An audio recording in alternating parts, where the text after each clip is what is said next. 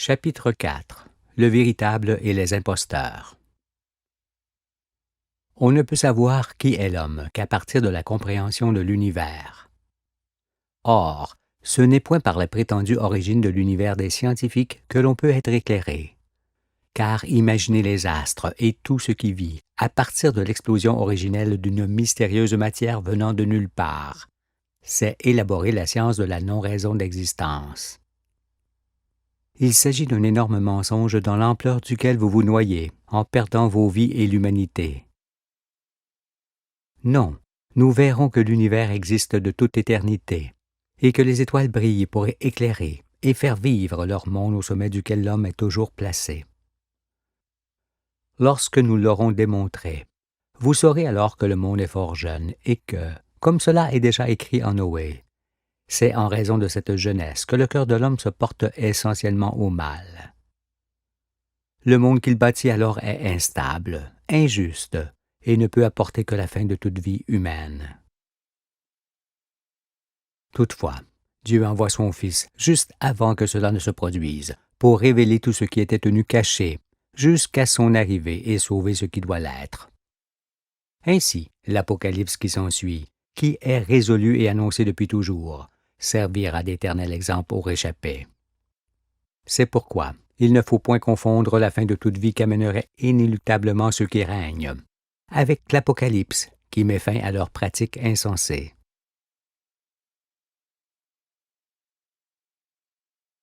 Les fils de Caïn. L'Éden était la beauté du monde des commencements, mais il fut bien vite enseveli par les fils de Caïn qui régnèrent jusqu'à présent, en pratiquant ce qu'il ne faudra plus jamais faire. Ce qui n'est pas vain et inutile toutefois, car savoir où conduit la rébellion à Dieu est un acquis considérable. Pour l'instant, il faut voir que ceux qui montèrent les mauvais chevaux troublèrent les eaux du fleuve de la vie avec leurs pieds, sans prendre garde à la prophétie qui témoigne de ce qu'il adviendrait d'eux et de leur monde rebelle. Alors, comme l'Écriture l'annonce, les nations produisirent leurs moyens de défense sans pouvoir prédire ce qui allait arriver, et persévérèrent dans leur voie sans pouvoir annoncer l'avenir. Mais voici qu'elles ne sont plus que de la paille aujourd'hui, et vont brûler comme une seule tout ensemble, car il est une abomination de se complaire en elles et d'espérer dans leur voie.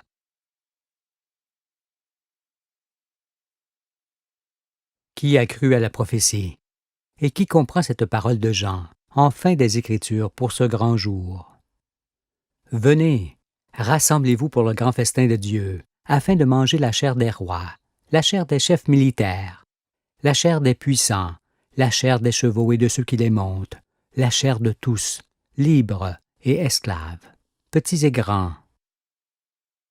Condamnés ainsi et ouvertement par les Écritures, comment alors purent-ils devenir rois, chefs militaires, puissants? Peut-on être jugé de la sorte et prétendre marcher avec Dieu? Ce sont pourtant ces hypocrites montrés du doigt que vous placez à vos têtes, eux que vous chérissez.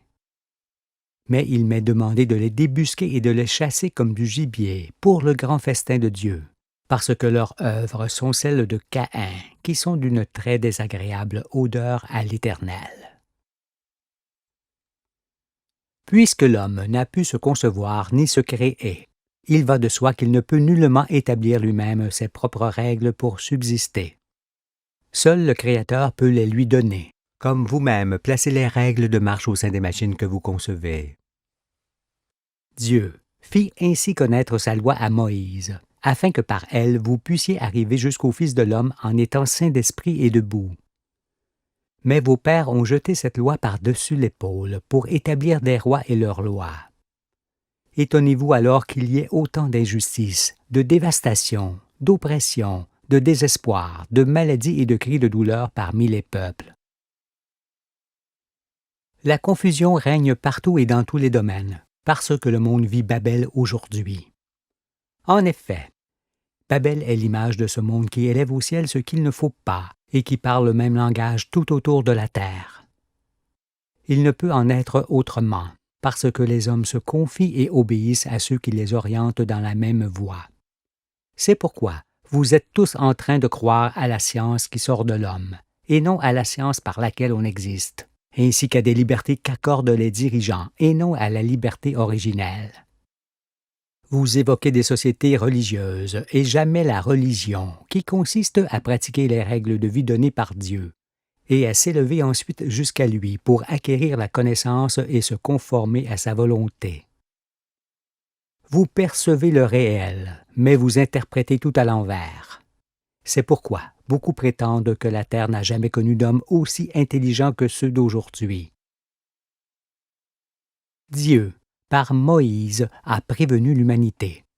Mais l'humanité ne l'a pas entendu, parce que les prêtres de Satan donnent de fausses interprétations de l'Écriture, comme les scientifiques donnent de fausses interprétations du sidéral. Tout cela inverse vos jugements. Il en découle alors les ténèbres humaines, vous faisant ressembler à des hommes perdus dans une forêt obscure, qui ne trouvent point le chemin pour en sortir. En effet, aujourd'hui vous errez, car nul ne peut dissocier Dieu des religions, ni les astres des scientifiques, parce que ces hommes disent haut et fort. Nous avons le privilège de la sagesse et de la compréhension. En les croyant, vous êtes désorientés et désespérés. Tout cela m'occasionne beaucoup de peine, car vous ne pouvez plus envisager de vivre sans le veau d'or, qui est la monnaie, sans les villes monstrueuses qui ne cessent de grandir, sans les machines de fer qui détruisent tout, et sans ceux qui détiennent des pouvoirs et vivent d'autrui en disant « Écoutez ce que l'on vous dit, faites ce que l'on vous demande, et taisez-vous. » Vous faites alors ce qu'ils vous demandent, et vous marchez en pleurant, ce qui est un grand malheur.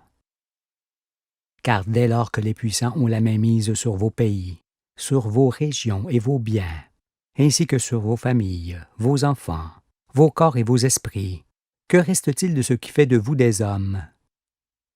Il ne vous reste rien. Alors, écoutez-moi. Après quoi, vous les innocents, vous ne serez plus des agneaux que les loups dévorent, mais des agneaux dont les loups ont peur.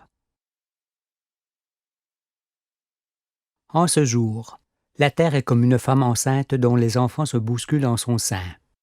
Les uns vont naître pour la vie éternelle. Ce sont les saints d'esprit rendus parfaits à la fin des siècles. Et les autres périront lamentablement à cause des iniquités de leurs pères, qui se sont portés sur eux par les transgressions de la loi. Tout cela annonce de grandes douleurs, car en plus de la difficulté de naître de nouveau, il y aura ensuite la séparation des justes et des injustes.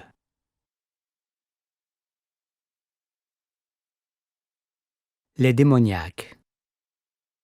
Vous donc les théologiens qui sondiez les Écritures, et vous les savants qui vous penchiez sur la science, n'auriez-vous point dû informer le monde et préparer la femme enceinte pour le jour de son difficile accouchement?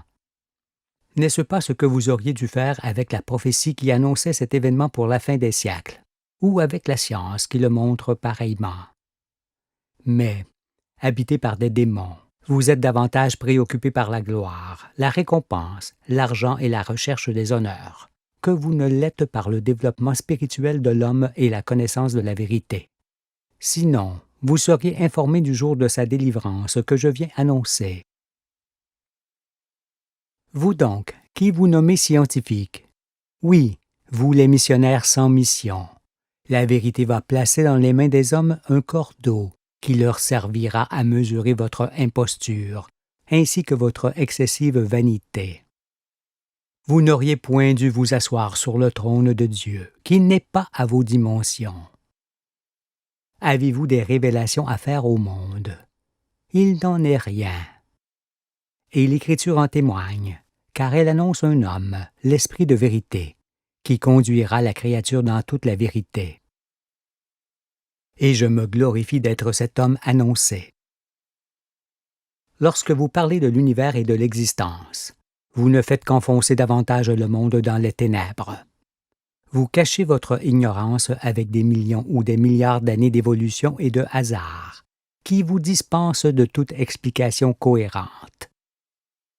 Vous tissez des toiles de mensonges dans lesquelles les hommes se prennent et se débattent.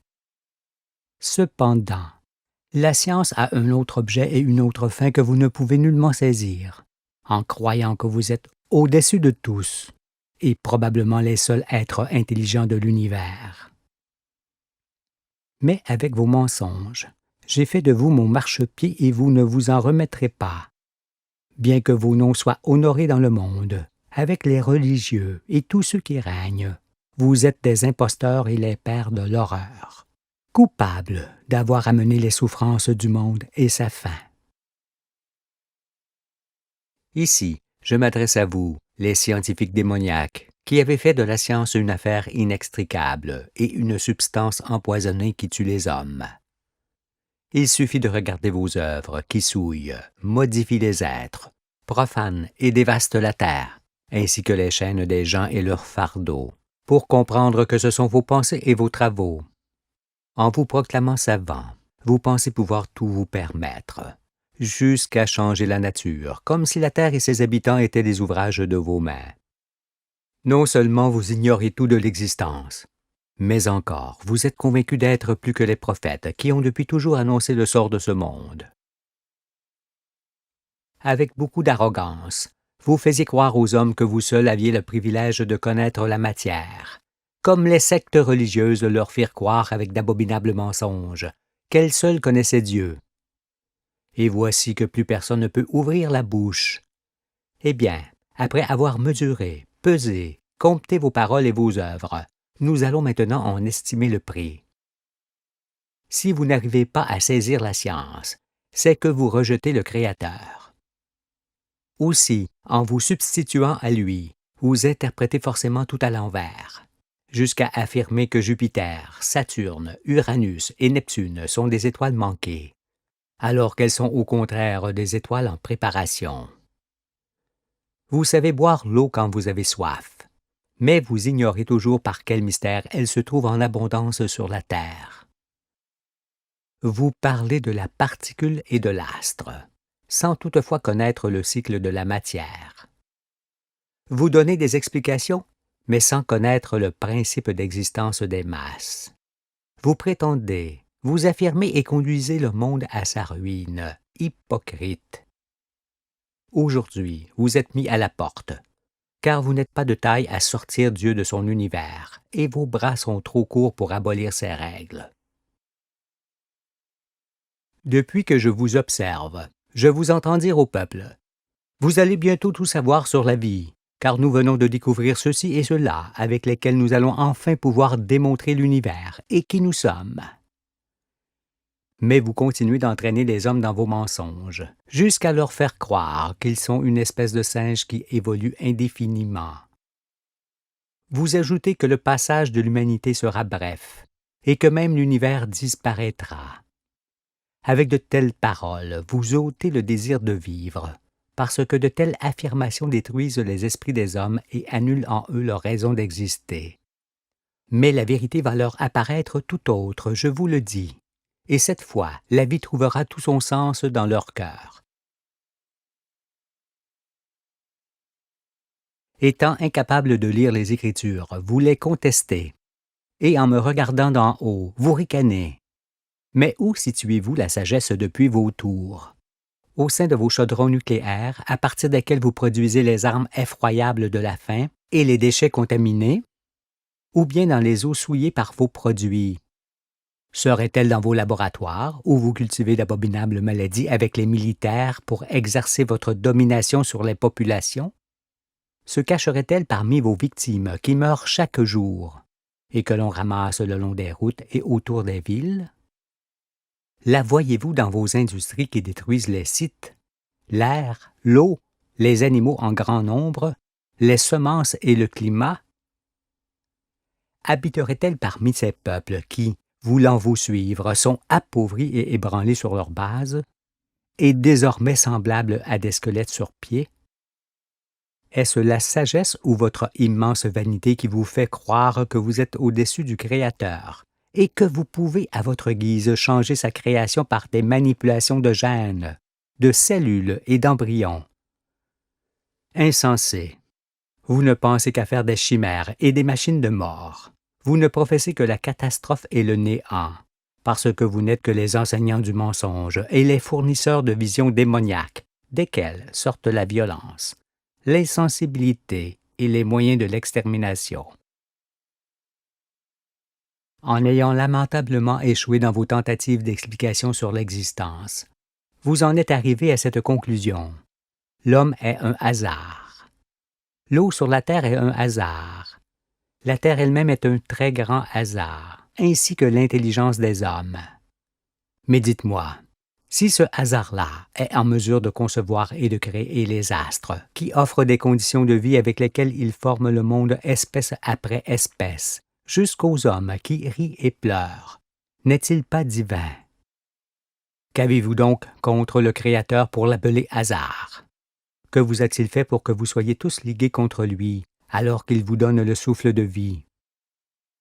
L'accusez-vous de vous laisser dévaster la terre et d'occasionner des souffrances horribles parmi les peuples, alors qu'il vous fit connaître sa loi pour ne pas en arriver là?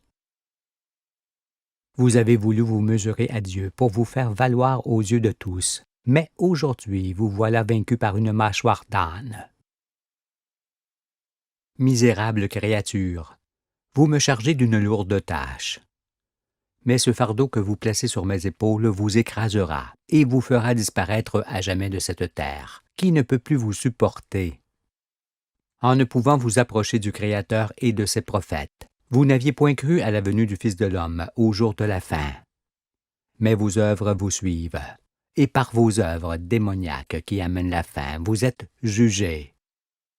Vous allez vous en aller, car tel est l'ardent désir de celui qui m'envoie rendre la terre à nouveau habitable, et telle est ma volonté.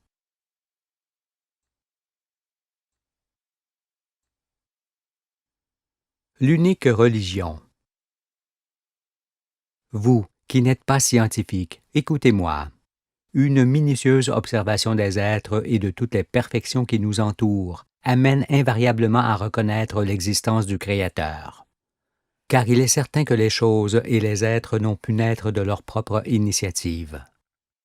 Les étoiles, la terre et le monde suscitent alors le plus grand respect pour l'être suprême qui a tout créé par amour. Et c'est ce respect, ainsi que l'amour que l'on éprouve pour ces œuvres magnifiques, qui doivent inspirer la sagesse et faire remonter du cœur de l'homme les règles de la vie que Dieu y a placées. Ces règles sont celles qui consistent à vivre libre et en harmonie avec tout ce qui nous environne, pour tirer plaisir de l'existence, sans condamner les générations à venir. Mais les hommes ne se sont point souciés de ces règles, bien qu'elles fussent aussi écrites dans un livre, la Bible. En effet, sachant que l'intelligence des hommes ferait croître leur vanité jusqu'à en faillir, Dieu eut le soin de faire écrire ces règles dans un livre, pour que chacun s'y réfère, soit jugé par elles et ne s'en écarte point. Il s'agit de la loi apportée par Moïse, ayant pour but de préserver la terre, la création, et de maintenir les hommes debout jusqu'à leur jugement. Il les prévint aussi du jour où il enverrait Élie, son fils unique, séparer ceux qui lui auront été fidèles de ceux qui ne l'auront point été. Parce que ce jour-là, il créera un monde nouveau dans lequel il ne permettra pas aux infidèles d'entrer. Et voici que le monde est arrivé dans ce jour, grand et redoutable. Il ne saurait donc y avoir d'autre religion que la religion du cœur, qui est une manière d'être et de se comporter, fondée sur la justice et le respect que l'on acquiert en étant attentif aux perfections dont on est entouré. Et il ne saurait y avoir d'autre culte que l'hommage que l'on rend au Créateur lorsqu'on met toute sa loi en pratique et qu'on le loue de nous avoir fait venir dans la beauté du monde des vivants. Voilà comment on doit officier pour être en faveur aux yeux de l'Éternel, et ce qu'est l'unique religion de l'homme, propre à tous les peuples sous le soleil. Il n'y a point d'autre religion que celle du cœur, car elle est universelle et la vie de chacun.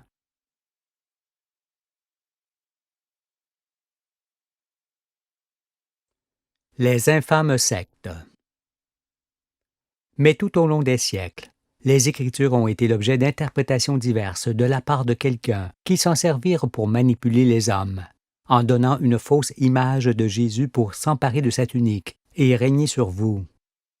Et là se trouve l'origine de grand nombre de religions qui se sont formées sur des rumeurs que les prêtres de Satan ont amplifiées, jusqu'à ce que le nombre de leurs fidèles augmente et forme des églises toujours grandissantes, car ces sectes pernicieuses ne cessèrent de gagner en grandeur et en nombre pour devenir ce qu'elles sont aujourd'hui. Cependant, il ne doit exister que l'Église unique que seule Pierre est en mesure de bâtir. Et je suis cet homme, le Fils, qui se voit en transparence dans toute l'Écriture. C'est pourquoi Jésus me dit, « Toi qui comprends et te reconnais, tu es Pierre dans l'Écriture. Suis-le et tu viendras jusqu'à moi pour bâtir mon Église. » Cela montre que la réunion des élus pour le royaume ne peut se faire que lorsque le monde des ténèbres tient ses derniers discours, et non 2000 ans avant l'heure. Sinon, pourquoi Jésus, qui est le seul en mesure de former l'Église, confierait-il à Pierre le soin de la bâtir? Maintenant, vous comprenez, parce que, pour que les Écritures s'accomplissent, il faut que le Fils de l'homme, qui est Pierre, se lève et réunisse les siens autour de sa bannière.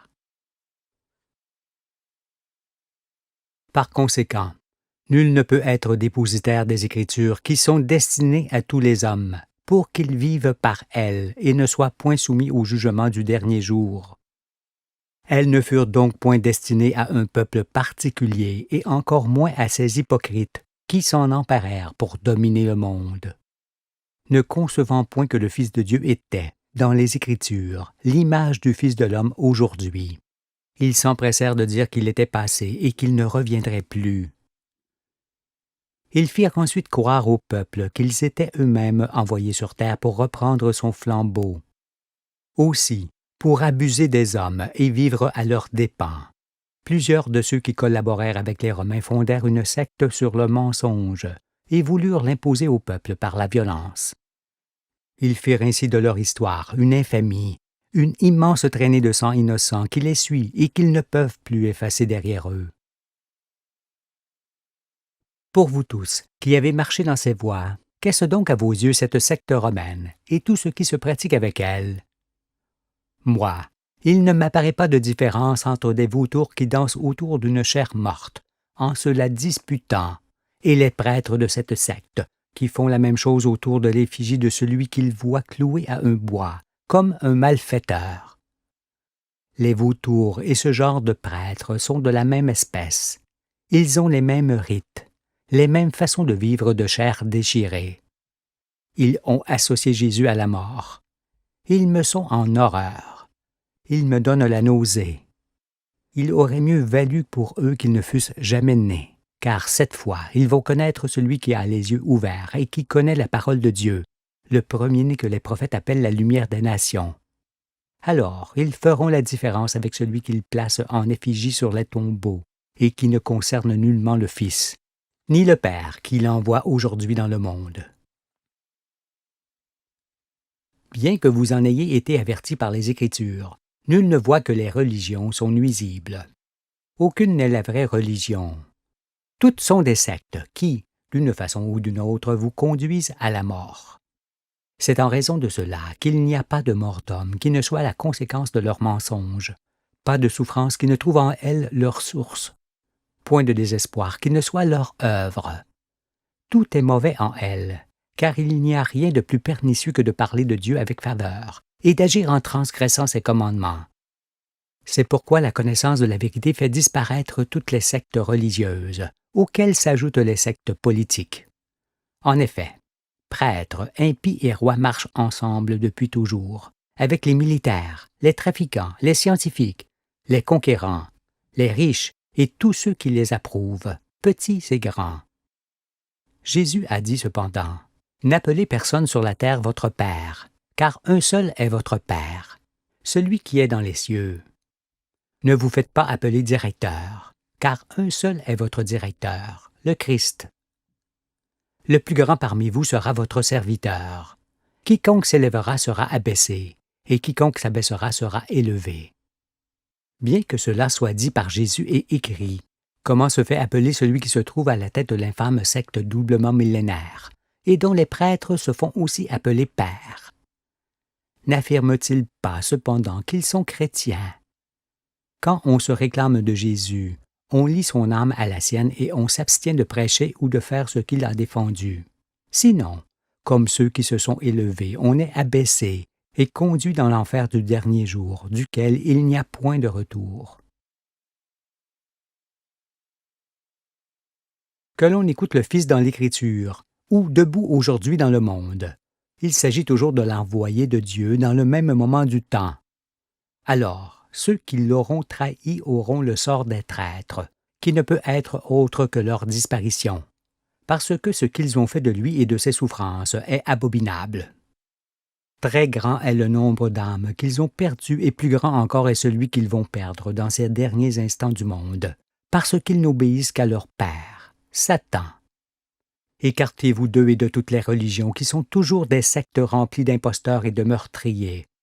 C'est au Très-Haut que vous appartenez, et non à une poignée d'hypocrites qui abusent de vous par la ruse ou la violence.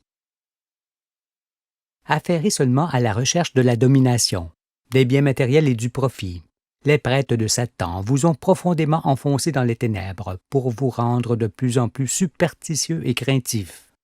Vous ne pouviez alors agir qu'en fonction de leur tradition qui vous faisait perpétuer le mensonge et l'horreur. Ce qui devait être cependant, jusqu'à la venue d'Emmanuel, qui conduirait la créature dans toute la vérité. C'est pour cela et en raison de ce que j'ai déjà exposé, que Jésus dit « Si vous ne croyez pas quand je vous ai parlé des choses terrestres, comment croirez-vous quand je vous parlerai des choses célestes? Puisque ce n'est point encore fait, en ce qui concerne les choses célestes qui changent le cœur de l'homme, permettez que j'accomplisse la parole de celui qui est assis sur moi. Après quoi, vous saurez qui vous êtes et pourquoi vous existez. Soyez patient cependant, car pour l'instant je dois ouvrir votre esprit et nettoyer mon air qui s'est rempli de mauvaises herbes et de serpents venimeux. »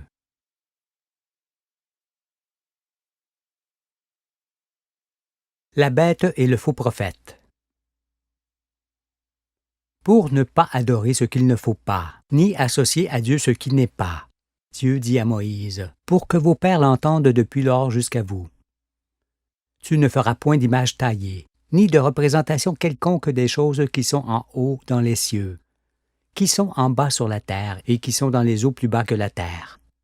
Ensuite, Dieu dit encore, vous ne ferez point de dieu d'argent et de dieu d'or pour me les associer. Vous ne vous en ferez point. Puis il dit, tu ne feras point de statues qui sont en aversion à l'Éternel. Lorsqu'on a foi en Dieu, on se conforme à sa volonté, et on ne lui associe point l'or et l'argent, ni on ne fait ce qu'il interdit. C'est pourquoi ceux qui font fi de sa parole deviennent aussi les adorateurs de statues, de figures et d'images devant lesquelles ils se prosternent. Bien que condamnés, les organisateurs de ces sectes prétendent cependant que leur édifice rempli de ces figures sont la maison de Dieu. Mais l'Écriture dit encore contre eux, « Il y a eu parmi le peuple de faux prophètes, et il y aura de même parmi vous de faux docteurs, qui introduiront des sectes pernicieuses, et qui, reniant le maître qui les a rachetés, attireront sur eux une ruine soudaine. Plusieurs les suivront dans leur dissolution, et la voie de la vérité sera calomniée à cause d'eux. Par cupidité, ils trafiqueront de vous au moyen de paroles trompeuses, eux que menace depuis longtemps la condamnation, et dont la ruine ne sommeille point. Bien que cette parole prévienne de l'introduction de sectes pernicieuses dans le monde, la plus infâme qui se fait appeler l'Église, alors qu'elle s'efforce de vous rendre superstitieux pour trafiquer de vous, jusqu'à vous vendre Dieu à prix d'argent, et en commettant scandale sur scandale depuis 2000 ans, est bien connue de tous. C'est la grande prostituée de la ville assise sur les 7 collines, qui est Rome, comme l'annonce l'Écriture, la mère des impudiques ayant depuis longtemps attiré le châtiment sur sa tête et qui voit enfin sa ruine arriver. Il va être rendu au double de tes infamies, fille de Satan, en te présentant seulement le personnage du Fils. Jean t'a fait tomber dans le piège, fille prostituée, car tu as voulu t'emparer de son héritage, en ne concevant point qu'il se lève seulement dans les temps messianiques, juste avant la fin du monde. Alors, celui que tu places à ta tête dit, « Le Christ est mort, c'est moi qui suis envoyé sur terre pour le remplacer et poursuivre son sacerdoce. » Et moi je réponds à ce faux prophète qui livre Jésus par un baiser et pour de l'argent, qu'il va éprouver des douleurs qu'aucun homme ne connaîtra. À l'aide d'inquisitions, de massacres, de personnes brûlées au feu des bûchers, de guerres, de galères, d'hommes emprisonnés et d'enfants emmurés vivant avec leur mère et leur père, et autres persécutions tout aussi infâmes. Tu voulus jeter l'effroi pour régner sur le monde. Par la terreur et à l'aide de mensonges, de supercheries, d'intrigues, de superstitions, de dîmes et de rapines, tu as acquis des fortunes et des biens considérables pour asseoir ta domination. Tu fis cela pendant des siècles durant lesquels tu bénis les rois de la terre, les grands, les chefs militaires, les riches et les puissants, aux yeux de tous. Tu élevas le veau d'or au ciel. Tu couvris les criminels et étouffas les scandales. Ainsi, après avoir commis les pires infamies devant la face de l'Éternel, toi, la bête qui monte de la terre, oui, toi qui apposes ta marque sur la main droite et le front des nourrissons en faisant un simulacre de baptême pour te les attacher, sache que la fin de ton règne est arrivée. Ta condamnation vient de tomber. C'est ta disparition et l'effacement de ton nom du milieu des peuples pour l'éternité. Vous tous qui êtes membres de cette secte pernicieuse, écoutez-moi. Vicaire signifie remplaçant, celui qui tient la place d'un autre. De ce fait, celui qui fait croire au monde qu'il est le vicaire de Jésus et de Pierre, c'est-à-dire le vicaire du Fils de Dieu, c'est forcément que cela s'écrit Vicaris Filii Dei, en caractère romain. Par conséquent, un tel usurpateur porte sur sa tête et dans cette appellation le nom de la bête qui monte de la terre, ainsi que le nombre de son nom, 666, mentionné par Jean dans l'Apocalypse. Voici donc, en lettres chiffres romains, l'épée que Jean a placée dans la main de l'agneau pour qu'il décapite ce dragon devant ceux qui en appellent à la justice. Vicaris, Filii, Dei, 112, plus 53, plus 501, égale 666. Calcul du nombre de la bête, 666, demandé par Jean. Toi donc la prostituée, à cause de tes infamies et aussi parce que tu voulus la tête de Jean sur un plateau, pour t'asseoir définitivement en reine. Celui-ci fait tomber ta propre tête aujourd'hui. C'est pourquoi le Fils que tu prétends remplacer comme s'il était passé et ne devait point venir, t'envoie aujourd'hui au fond de la mer pour que le monde soit à jamais débarrassé de ton hypocrisie et des sacrilèges que tu commis sur les innocents. Ainsi, le monde du règne de Satan n'aura plus de tête ni de racines et disparaîtra pour toujours. Après quoi, l'aurore pourra se lever sur cette terre, où seul Dieu régnera par les enfants qu'il se choisit aujourd'hui et par sa loi.